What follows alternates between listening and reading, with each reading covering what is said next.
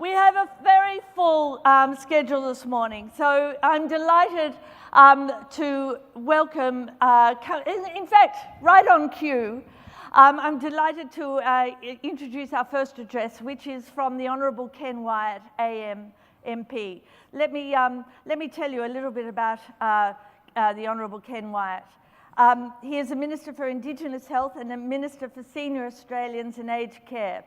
So he made history as the first Indigenous member of the House of Representatives and is the first member for Hasluck in Western Australia that has been elected for 3 terms.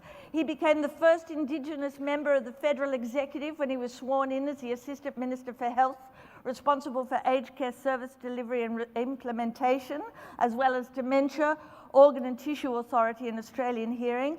Last year, he was also made the Minister for Senior Australians and Aged Care and Minister for Indigenous Health. He has worked for many years in the field of health and education, including Director of Aboriginal Health in New South Wales and Western Australia. He has made an enormous contribution to mentoring young people and training young people, and he was awarded an Order of Australia for this work. He has also received a Federation Medal for his contribution to improving the quality of life for Aboriginal and Torres Strait Island people and mainstream community health and education.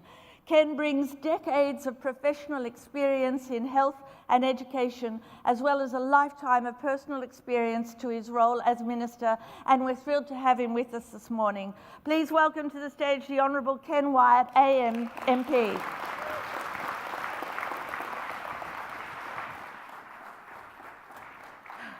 No time wasted. It's a long time. It's hard following you. Thanks, Ken. Can I thank you for that warm welcome? In West Australian Noongar language, I say Kaya Wanju, hello and welcome. I acknowledge the traditional custodians of the land on which we're meeting, the Kaurna Plain people, and pay my respects to elders past and present. And thank you, Jean, for your introduction. I'd also like to acknowledge Karen Booth, President of APNA, Mel Cromarty, Vice President, Ken Griffin, all primary care nurses with us today, distinguished guests, ladies and gentlemen. I went for a wander next door just to see if some of you would be accessing either bio oil, Barocca, or Hydrolite, given that you would have partied hard and well last night. I didn't notice any there, so obviously the stocks have all gone. It's good to be with you at the 11th Australian Primary Healthcare Nurses Association National Conference. I note the theme of this year's conference is building on the best, and as a nation we do that exceptionally well because of the individuals who take the opportunity of looking at innovation, but more importantly in the way in which you treat people that you care for. We know you are the best because excuse me a minute. Because time and time again, Australians nurses blitz surveys about which professions are the most respected. Each year, Roy Morgan publishes the Image of Professions surveys. This annual survey is about the most trusted professions in Australia. Nurses have topped that list since they were first included in 1994. Politicians sit down the bottom with used car salesmen. I appreciate the work that APNA is doing to improve the community's understanding and recognition of the important role of primary healthcare nurses across Australia. Clearly, you continue to do the outstanding work that we come to expect of our nurses in this nation. Nurses account for more than 40% of the health workforce, and of all the health professions, have the best distribution across Australia. APNA's launch of its Campaign Nurse 2022 is timely, and will ensure that primary health care nursing workforce is well placed to respond to the challenges and opportunities over the next few years. And I say that in the light of the demographics of the nation and the globe. Nationally, we have 6.3 million Australians over the age of 65, and the bulge will occur with the current 30 to 40-year-old cohort, and then after that we taper away. But interestingly, internationally, the Madrid conference indicated there were 600,000 people in the globe who were over the age of 65. By 2050, they're forecasting 2.4 billion So it means that the nursing workforce into the future, not only in primary health care, but in the context of aged care, will be highly desired and needed. Already we have nations around the world that look at our nurses hoping that their healthcare workforce in the future will come from this country. As Minister for Senior Australians and Aged Care and Minister for Indigenous Health, I have the privilege of seeing the work of nurses firsthand as I travel across this nation. In particular, I meet with and marvel at nurses working across almost 2,700 aged care services and in home care, as well as the many who are providing care through Aboriginal community-controlled health services. And I certainly cannot express my gratitude and admiration for your dedication in these vital and diverse areas. And just recently I signed off on funding for some of the remote community-controlled health services so that we can address Gale's Law. And in working with Stephen Wade, the Minister here, we will continue to strive to ensure that nurses in remote communities have a safety net around them so that we never see the incident that occurred here in this state happen again. Day in and day out, you are providing compassionate professional care to all generations of Australians when and where they need it the most. You are possibly the most educated nurses in our nation's history when I think back. As was reflected, I've been around for a few decades, as you can tell from the grey hair, but what I've seen is the training of nurses is advanced. And recently I was in Wangaratta where there was a nurse practitioner who provided the primary health care in an aged care facility, linking with the GP but using telemedicine to link people within that residential aged care facility to specialists in Melbourne. And in watching the individual work with one of the registered nurses, I came away reassured that the quality of life for those senior Australians in that particular facility was at its best. It's something that you look at and you think that we assume that applies everywhere until you travel around this nation and find that it is not equal in the way in which it occurs. Your skills, training and practical experience are the hallmark of the nursing profession. Problem solving and innovation are part and parcel of a nurse's day. So the way you embrace innovation and new technology is putting your profession at the cutting edge of care too. And the Morrison government is committed to supporting nurses now and into the future. Work is proceeding at full pace on Australia's first industry-led aged care workforce strategy. One of the keys to this is the new Aged Care Workforce Industry Council, tasked with lifting the aged care staff training and skills level as required and improving working conditions and career opportunities for Australia's more than 366 dedicated aged care workers, including thousands of nurses and nurse practitioners. I'm proud to say that the nursing organisations are strongly represented on the new council and that our government has just committed $2.6 million in this week's budget to support this vital work. The council and the strategy will help ensure our aged care workforce is best positioned to meet the care needs of older Australians no matter where they live. On a similar front, I'm also pleased to announce today that the Morrison government will invest almost $2 million in the aged care workforce in rural and remote Australia. That strategy is to look at the needs of senior Australians across the remote and rural regions of this country and to look at opportunities of creating pathways for nurses that is better than what we currently provide. The challenge in that is the way in which we have to encourage people to think about going bush, going into remote communities and providing that level of care. $1.5 million will be provided over the next 3 years to support the Uniting Care Australia, the lead organisation partnering to deliver the Accord on the remote aged care workforce. In addition, our government will invest $450,000 through Aged Care and Community Services Australia to work with communities to build the capacity of the local aged care workforce. The Accord is designed to strengthen the aged care workforce and improve the quality of aged care services in all of the geographic diversity that exists within this nation. I was pleased recently when the community of Pingelly, which is a wheatbelt town, undertook an audit of the skills of people within their community And Helen Morton was telling me that the number of retired nurses who live in that town want to become part of a new model. They want to close their aged care facility. What they want to do is put people back in their homes and for the whole community to wrap themselves around the needs of senior Australians. And she said when she talked to retired nurses, she said she had no problem in convincing them to be part of the new approach in their town. And so they're bringing back into force their knowledge and skills to be used in a way in which the community drives the model. So we're seeing some changes across this nation as to how we look at living on a life continuum of 0 to 100. And that'll become more relevant as we find that more and more Australians will live beyond the age of 100. At the moment, we have about 4,000 Australians living to 100 plus. By 2050, it's estimated there'll be 20 to 30,000 Australians over the age of 100. That's a significant increase in the way that we will need to care for people who, if we re-enable them, will be fit and well to live at home, agile enough, but will need interventions. So we're going to have to rethink the way in which we harness skills across this nation. It'll tap into the knowledge and experience of local communities and nurses and health professionals working in aged care. The plan is to create an employment and career pipeline in care in rural, regional and remote Australia. Work is also well underway on the 4-year program, a $182 million workforce incentive program targeting the nursing and allied healthcare needs of specific geographic locations.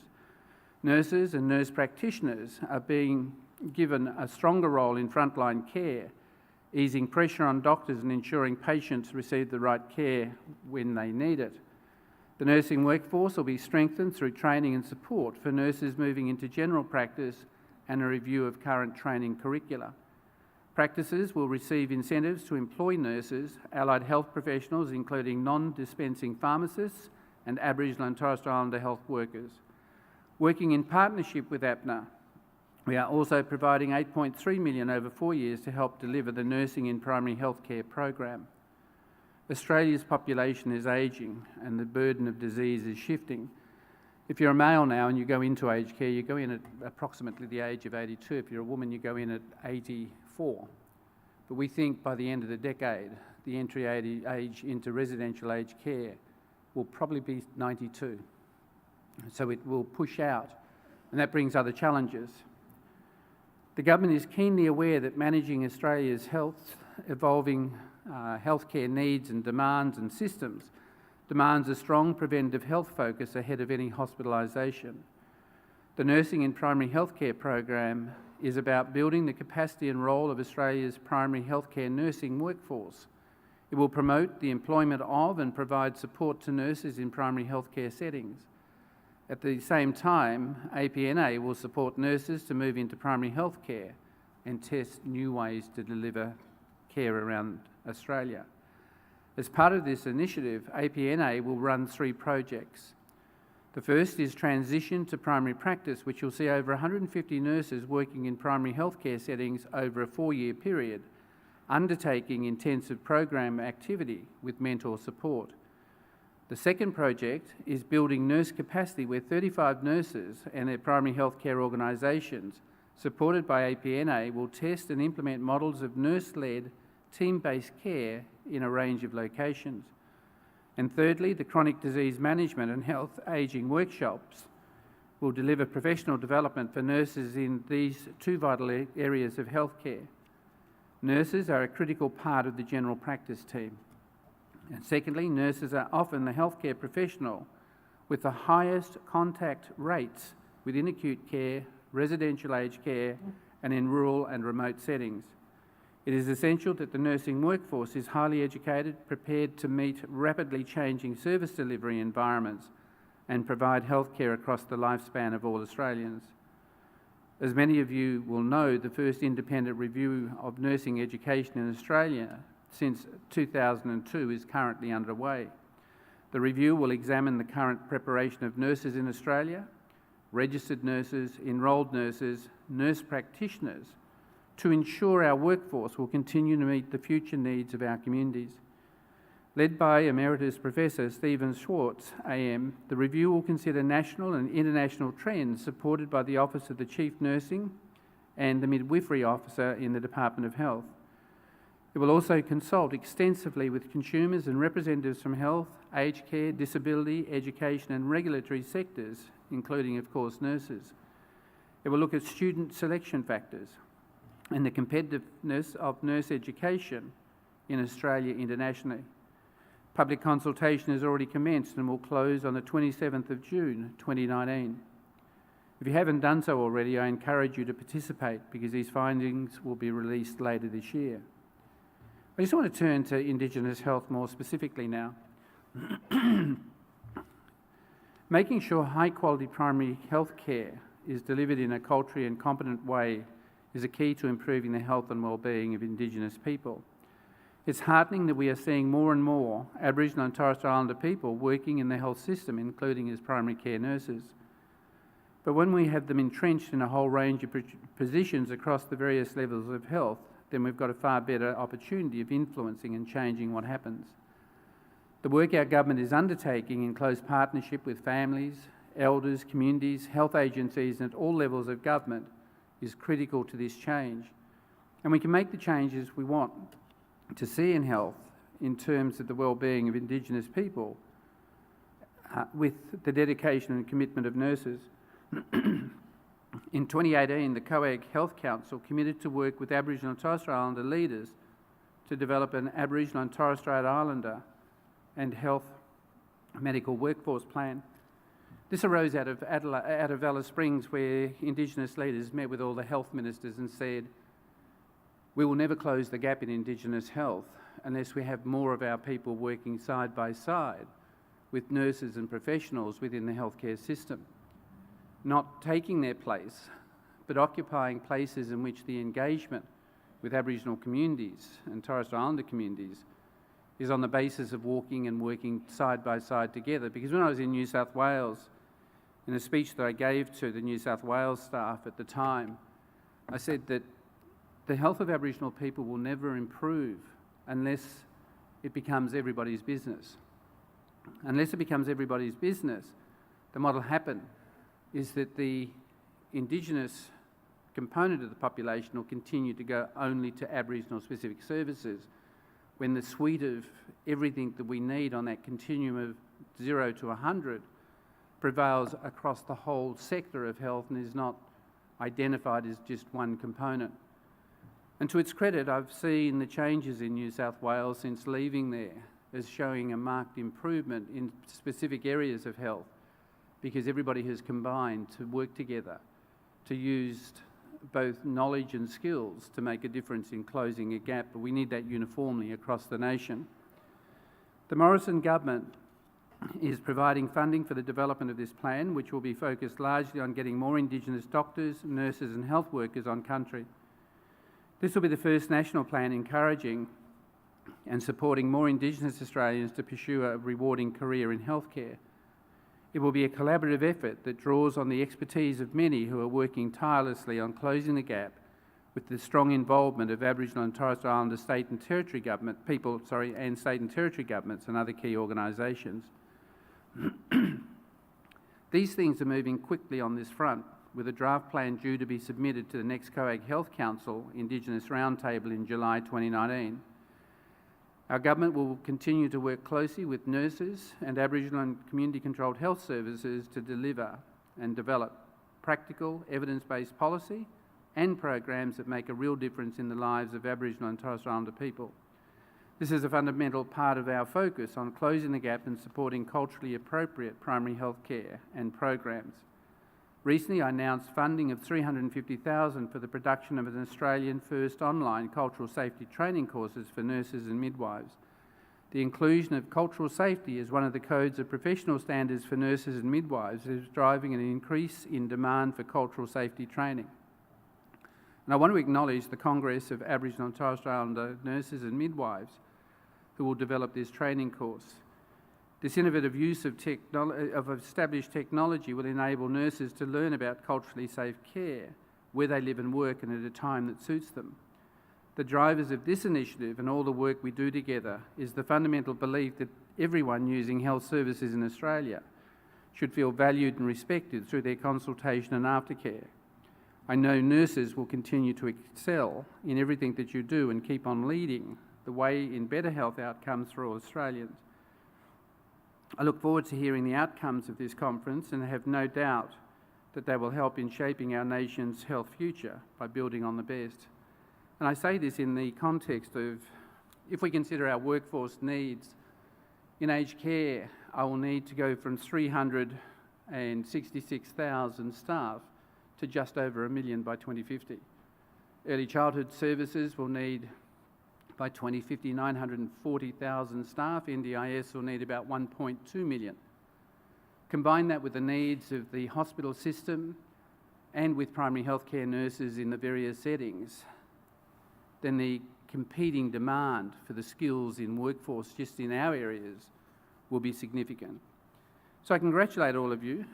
I would have enjoyed the opportunity of joining you to celebrate as you would have done last night in the same way we did down in Hobart, because my interaction with you then has led to a number of friendships of people who I met in that circumstance, whose opinions I have been offered and whose advice has helped shape some of the thinking that I'm doing in both Aboriginal health, aged care, organ and tissue authority, which I have responsibility for, and Australian hearing. So I wish you all the best, and I look forward to, depending on where I am after this federal election, talking with you again next year, and then seeing how much of the Barocca that we need after the next event that you have. So congratulations to you all.